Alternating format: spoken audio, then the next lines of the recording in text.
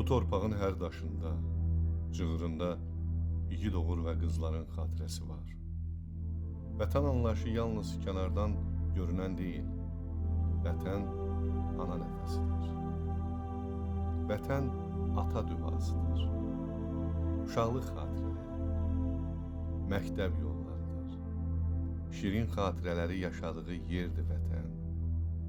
O yerdir ki, dar gündə onu qorumaq üçün sinəsini sipər edən evladı var.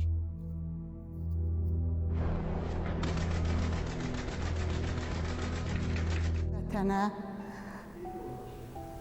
bu torpağa sadiq evlatlar yetişdiririk. Çalışırıq ki, bizim yetişdirdiyimiz uşaqlar, bizim yetişdirdiyimiz oğullar vətənin sevsinlər. Bugün fəxr edirəm. Bugün fəxr edirəm ki, azad bir dövlətin vətəndaşıyam. Bugün fəxr edirəm ki, 30 illik işğaldan azad olmuş bir ölkənin vətəndaşıyam. Vətənpərvərlik kitablarda oxunan söz deyil, gündəlik həyatda yaşanan hissdir. İnsan öz ömrünü torpağına, millətinə və dövlətinə həsr etdikdə adı yaddaşlarda əbədi həkk olunur. Belə qəhrəman oğullardan biri də şəhid Anar Eyvazoğlu Cəfərovdur.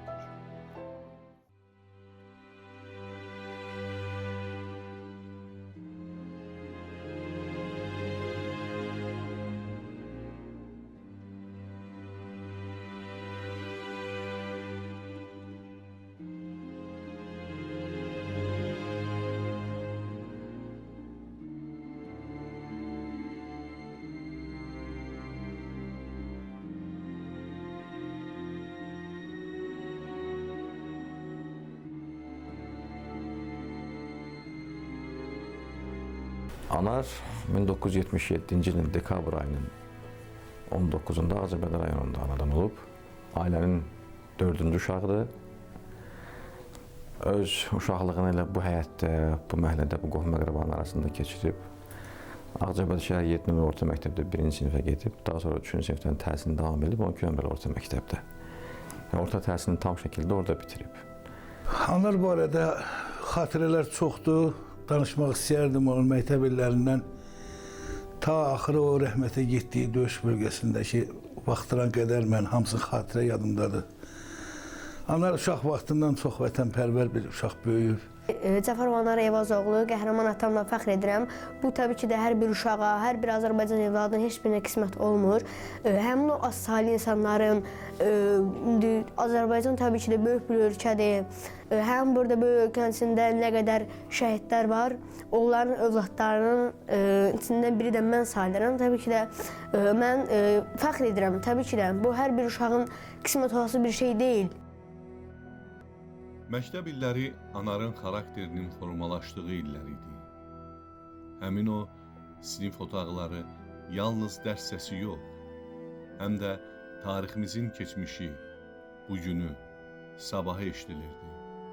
Burada tez-tez müharibə veteranları və qaziləri ilə görüşlər keçirilir. Anar da həmin görüşlərdə ön sıralarda oturur, müxtəlif maraqlı suallar verir.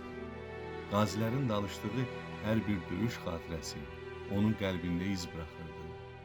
Vətən, torpaq, mərdlik haqqında deyilən hər bir söz yalnız hekayə deyil, gələcəyin cəsur qəhrəmanını yetişdirirdi.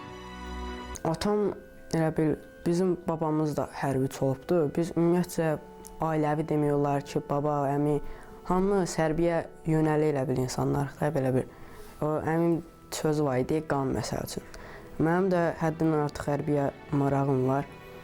Atam da həmişə uşaqlıqdan özü kimi istəyirdi olum.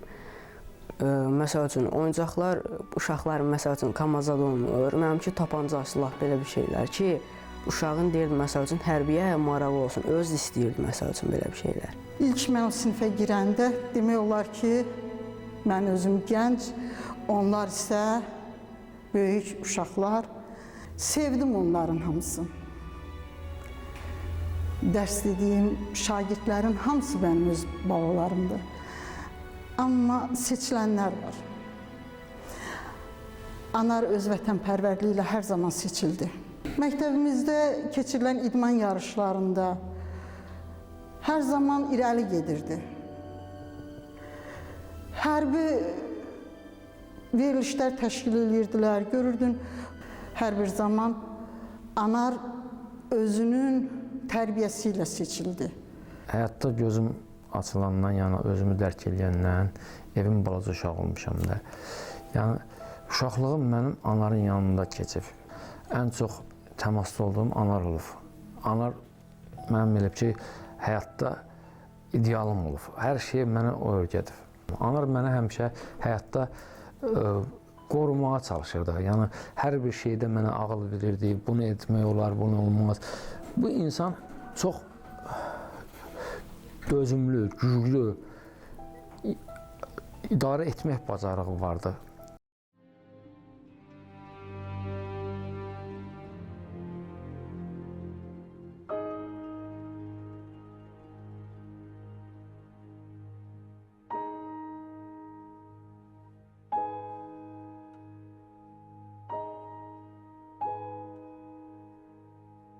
Anarın yaşadığı ünvan onun üçün sadəcə ev deyil, ruhunun dayağı idi. Ziyalı ailəsində böyüyən Anar ilk olaraq ata-anasından zəhmətkeşliyi, halallığı və insanlara hörməti öyrəndi. Evin böyüklərinə ehtiram, kiçiklərinə qayğı onun həyat prinsiplərindən. İlk başda fikirləşdik ki, Anar həm yaxşı sürücü vəsiqəsi vardı, onun yaxşı sürücü idi. Düşündük yaşına görə sürücü olsun, amma mənim yadımda qalan ən gözəl xatirələrdən biri də odur ki, imtahan komissiyasının üzvlərindən də xahiş eləmişdim ki, bu yaşlıdır, ailəlidir, mümkünsə elə sırf sürücü kimi də qatılsın. Dedi ki, qardaşım dedi, idmanda, fiziki hazır idmanda hamıdan qabaqdadır. Həm krossda, həm turniklərdə, həm güc fənlərində dedi, başqa şeydir və dedi, adını da yazdırdı. O dövrdə yeni qurulan xüsusi təyinatlı hərbi hissələr vardı, onlardan birinə yazıldı. Anardan çətindir mənim üçün Anarla danışmaq. Niyə çətindir? Mən 90-cı ildə bu məktəbdə müəllim kimi fəaliyyətə başlamışam.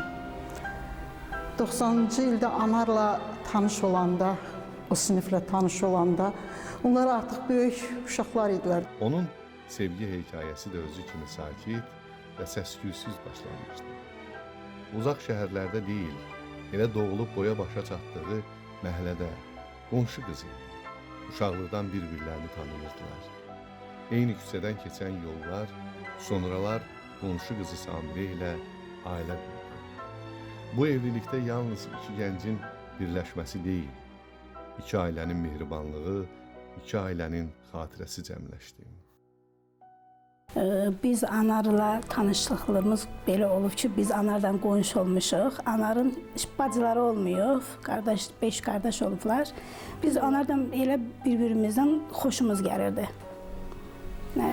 Belə bir Moskvada da mənim qardaşıma mən haqqında üzrsən elçi gedibdi. Anar birbaşa gedib qardaşımın yanına ki, olmaz, niyə ona verirsiniz ki? Açıq deyə bilməyib ki, qardaşıma mənim həqiqətən Samiredən xoşum gəlir. Sonra da ailələrin razılığı oldu, bizim də razılığımız oldu. Biz qərara gəldik, ailə quraq. 8 dekabr 2008-ci ildə ailə həyatı qurduq. Sakit, balaca bir dünyamız var idi. Onların həyatı da Samire ilə o qədər asan başlamayıb. Onlar çətinliklərin içindən keçiblər. Həm maddi, həm mənəvi, həm sosial. İstər-istəməz bu çətinliklərə dönüb geriyə baxanda bugün günümüzə şükür edirik. Amma onlar çox sadə, təvazökar, çox insanın bugün həyatda nail ola bilmədikləri bir ailə təminatlarından əl-ələ, çiyin-çiyindən qol-qola gəliblər. Təbii buradakı rolda da Samire də yəqin ki, bunu etiraf edəcək. Bizim böyük qardaşımız Bəxtiyar, təbii ki, ağsaqqallardan sonra, ailə böyüklərimizdən sonra həm fikri olub, həm dostu olub. Yəni bir yerdə belə deyək də, Samirenin əslində böyük qaynı Bəxtiyar, Anarla yaxın dost idilər. Yəni onun daha çox xatirəsi ola bilər. O kövrək kişi də ağsaqqal da olsa toparlaya bilməz bəlkə də hardasa bu fikirləri, amma onların da məsələn oturub danışanda baxırdım məsələ, mənə demədiyini rahatlıqla Bəxtiyara deyə bilirdi. Bəlkə də sadəcə məndən çəkinirdi və yaxud da ürək eləmirdi, toxunar deyə, amma ona rahatlıqla deyə bilirdi. Sonra gözəl dünyamıza Sevinç qatıldı. Rəhman dünyaya gəldi. Ondan sonra bu gördüyünüz evə 2 otağa yığışdıq biz.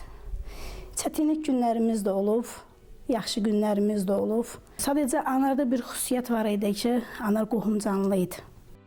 O evə daxil olanda addım səsi ilə birlikdə evə istilik də gəlirdi. O övladlarını yalnız ata deyildi, dost, qardaş, həm də dayaq idi. Həmişə gələndə axşam qapın döyüşündən bilirdim ki, odur. 3 dəfə vururdu, deyirdim, açılanardı. Pozisyondan gələndə həmişə gəlirdi, bizdən gəlirdi, sonra evinə gəlirdi bura. Ən çox sevdiyim qardaşım o idi.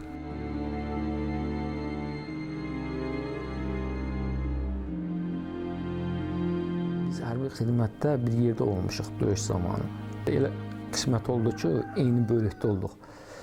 Mən bunun komandiri vəzifəsinə gəldim, təsadüfən. Bir bölükdə xidmət elədik. Olduğumuz bölükdə, yəni həqiqətən də anar ağsaqqal idi. Hamı ona dayı deyirdi. Başların arasına gələndə ona dayı deyirdilər yaş etibarilə. Nədən? Çünki yaş olaraq öz ətrafında müddətli hərbi qulluqçular olurlar. 17-18 yaşında xidmətə gələnlər olur. Hardan baxsaz bunlar körpə olurdu onun yanında. Amma anar heç vaxt onların arasında yaş egosu göstərməyib onlara. Son görüşün başqa bir sükutu olur. Sözlər azalır, baxışlar dərinləşir. Anarla Samirənin görüşü də belə oldu. O gün adi gün kimi başlanmışdı. 26 günü anar gedəndə darvazadan yenə də bunu yola salanda dedim gələcəksən. Dedi bilmirəm. Durdum darvazanın getdi amma oradan mənə çönüb baxmadı. Biz anardan ayrılığımız son o gün oldu. Axırıncı səfər 30 sentyabrın 30-u. Öpüşdük, görüşdük. İnanırsan, gedəndə inanırsınız ki, arxaya baxdı, getdi. Elə bil ki, hiss elədim ki, son dəfə baxdı. Ən axırıncı dəfə biz kəşfiyyat fəaliyyəti ilə bağlı biz orada döyüş keçirdik həmin o post qarşısında. Burada görüşdüm mən bundan. Söhbət elədik. Mən bunu dedim, vəziyyət nə yerdədir? Dedim, yəni şükür Allaha yaxşıdır. Yəni bizim cəbhədə irəliləyişimizi dedim, ikinci şeydən, su qovşanından alınması çox adam bilmirdi. Amma biz yolda bizim kəşfiyyat qruplarımız su qovşanında fəaliyyət göstərirdik. Dedim, bəs su qovşan bizdə də su qovşanı götürmüşük. Belə çox sevindim. Nəsə görüşdük, elədik. Buna dedim ki, yəni səbirli ol da, möhkəm ol. Qələbə bizimdir. 2 oktyabr saat 11-də axırıncı danışığımız oldu. Dedi ki, sənə Allaha, uşaqlarımı sənə tapşırıram. Həyatda da nəsə ola bilər. Dedim, yox, sən güclüsən. Həqiqətən mən anardan pəhləvan idi. Ömür boyu heç vaxt olmazdım ki, anar belə ola, anar şəhid ola. Heç xəyalımdan da keçməzdi. 27-si gəlmişdi evə. Dedi, bazı qardaşın yanında həmişədir. Evin böyük kişisən sən. Deyirdi, yaxşı olayaq inşallah hər şey. Azərbaycan ordusunun əsgəri olan Anar Eyvazoğlu Cəfərov 2020-ci il sentyabrın 27-sində Azərbaycan Silahlı Qüvvələri tərəfindən Ermənistanın işğalı altında olan ərazilərin azad edilməsi və Azərbaycanın ərazi bütövlüyünün bərpa olunması üçün başlanan Vətən müharibəsində vuruşuldu. 3 oktyabr 2020-ci ildə Tərtər rayonunun Ağdərə istiqamətində döyüş tapşırığını yerinə yetirməsi zamanı qəhrəmancasına şəhid olur.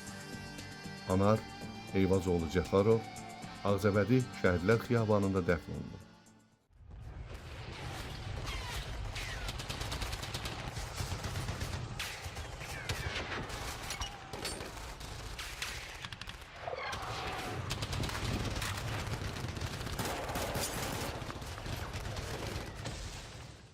Ölüm xəbəri deyiləndə inanmadıq. Onlar həm boylu buxunlu oğlan idi, seçilirdi. Böyle durdu müəllimlərin hamısı buradan yığıldıq. Biz getdik Anarın evinə. Öz xatirəmdə barışmadığım bir şey var ki, yəni şəhid olmaq xəbəri ilk ailədən mənə deyilib. Oktyabr ayının ikisində biz buradaydıq, bu evdəydik. hardasa oktyabr ayının 3-ünün saat günortadan sonraki 4 və ya 5 arasında mənə bir telefon zəngi gəldi. Dedi ki, bəs İftixar dedi, Anar dedi yaralanıb. O əsnada belə bir zəngidə hazır idim. İstər Cavanşirdən, istər Anardan, istər özümdən. Fərq yoxdur. Vətən sağ olsun. Deyəndə ki, Anar yanıb, dedim necə var, onu denər. Yəni bunu necə var, onu dedi, başın sağ olsun, dedim, dostlar sağ olsun, vətən sağ olsun. 3 oktyabr saat 11-də göydən beri tiskin yağdı. Çöktüm, dedim ilahi görən bu yağış kim hansı ananın göz yaşlarıdır, amma bilmədim ki özüm üçüymüş. Demək, anar o vaxtlar ağır, yaralı, o vaxtlar uca şəhid olan zamanıydı. Mən yuxuda gördüm ki, bir əskərə bir dənə erkək quzu bağışlayıram. Həmin ərəfədə 2 qardaşım müharibədə idi, hal-hazır ki, həmin vəziyyətdə. Oktyabırın 2-si xəbərini aldıq. Evimizin küçənin irəlisində orada əmioğlunun dükanı var. Orada gördüm məndən balaca qardaşım İftixarı gördüm. Həm uşaqlarını gördüm, topalaşıblar, nəsə pıçıltı ilə danışırlar. Mən gəldim, səs kəsdilər. Dedim, nə olub, dinmədilər. İftixarın üzünə baxanda İftixar gördüm, doldu. Elə bir ürəyimə dammışdı, dedim, hansıdır? Dedi, Anar. Şəhidlik xəbərin yoldaşım zəngələ dedi. Onda mən su Qovşandaydım. Tunaşen kəndi var, o istiqamətdə. Oradan düzü düşüb gəlmək bir gün vaxt aldı. Gəldim, rəhmətin yasına gəldim, çatdım. Qaynım zəng elədi ki, gələm sizə. İnanın ki, diz çöktüm yerə. Dedim ki, mən bunu yola salmışam. Bu niyə yaxşı bizə bir də tezdən qayıdıb gəlir? Gələndə aynen qayıtdı ki, sən güclüsən. Amma güclü deyildim. Mən zəif bir qadın idim. Dizlərim çöktü, beynimdən bilmədim necə olum, nətər özümü rəftar edeyim bilmədim. Bircə kəlmə orası yadımdadır ki, dedim ki, uşaqlarımızı aparın.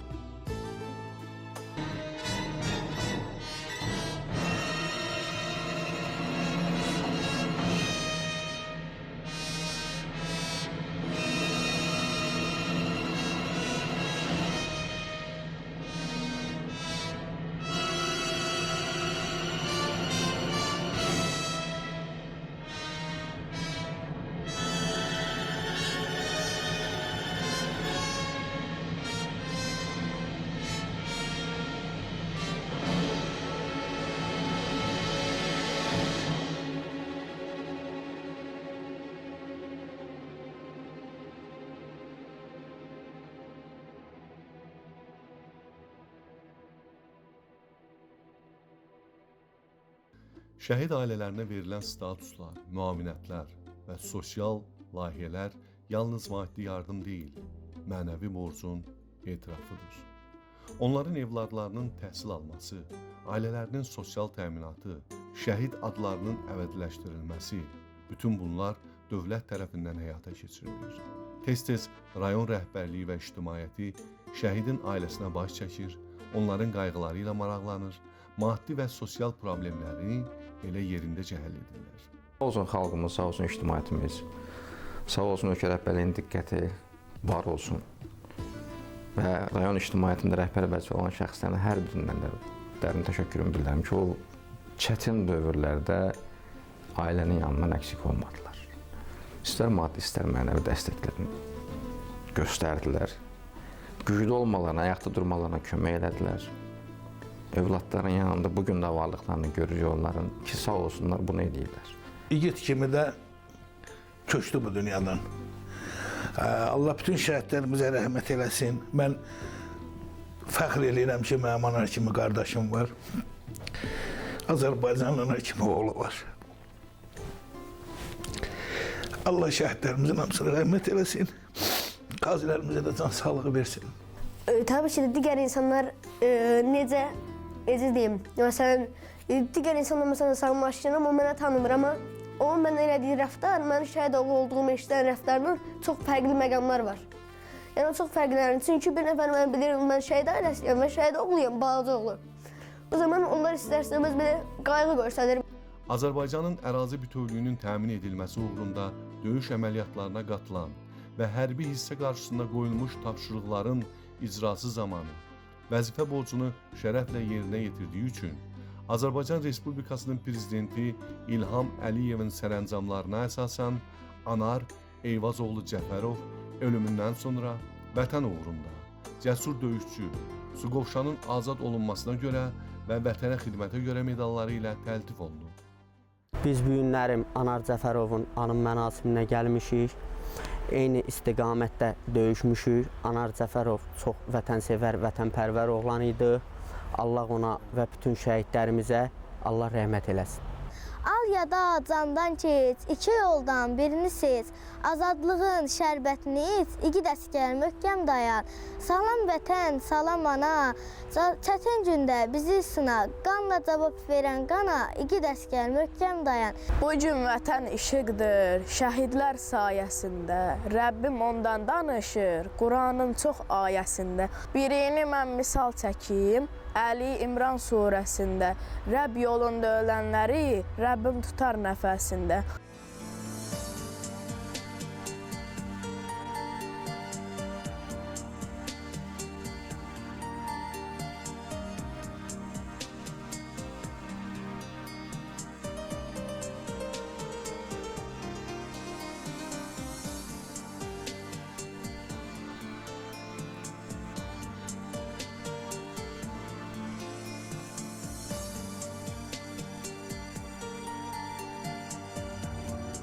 Biz o şəhidlərin qarşısında baş əyirik. Onun evladlarının qarşısında baş əyirik. Bugünkü günü onun 2 evladı bizim məktəbimizdə təhsil alır. Və baxıram ki, onlar özləri atalarının yolunu davam elətdirməkdə o qədər qürurla, o qədər fəxrlə davam etdirmək istəyirlər ki, başlarını dik tuturlar. Sağ ol, Anar. Çox sağ ol ki, çətin olsa da bugün sənin haqqında mən belə bir müsahibə verirəm. Mən şəhid valideynlərinə, şəhid bacılarına, qardaşlarına bir dənə onu demək istəyirəm ki, yəni onlar nə qardaş itirməyiblər. Bütün Azərbaycanın o yaxşı oğlanları, özünü tanıyan, mərfətli, qanacaqlı, eli üçün, obası üçün yanan oğlanlar hamısı onların oğlanlarıdır. Hamısı onların qardaşlarıdır. Onlar bacıları, onların hamısı bacılarıdır. Yəni Azərbaycan böyük ölkədir, böyük diyardır. Bizim tariximiz uludur. Biz ulu bir millətik. Bir şey olmasınlar. Analar da doğulacaq. O hikmətlər də doğulacaq. Necə ki Babəklər, necə ki Mehdilər, necə ki Gəraylar hamısı doğuldu. Bu da həyatın bir prosesidir. Bu da gəlib alacaq. Nəvəmizə qoyacaq qadın, oğlumuza qoyacaq qadın. Yəni gəlib dolacaq. Amma onun itkisi heç vaxt yerini doldurmayacaq. Biz onun yoxluğunu həmişə hiss edəcəyik. Yox deyəndə o həmişə bizləndir. Şəhidlər ölmürlər, şəhidlər bizim aramızda yaşayırlar və ömür boyu yaşayacaq bizim qəlbimizə əbəd olaraq. 8 yaşımı itirmişəm. Həyatı tam dərk eləməyən vaxtları da tam itirmişəm. Dönə-dönə də deyərəm, mənim atam olmaya bilər, amma təbii ki, anam çox sağ olsun. Mənə həm analıq edib, həm atalıq edib, həm dostluq edib, həm qardaşlıq edib. Arzularımız var idi, evlatlarımızı böyütmək, yarımçıqlarımızı başa vurmaq, evlatlarımızın gələcəyi üçün bir yerdə dayaq duracaqdıq bir-birimizə.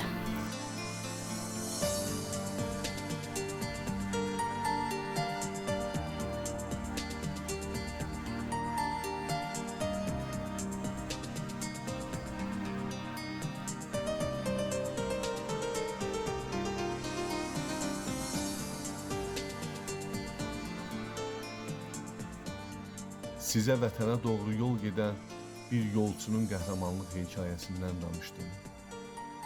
Bəlkə də bu bir alın yazısıdır.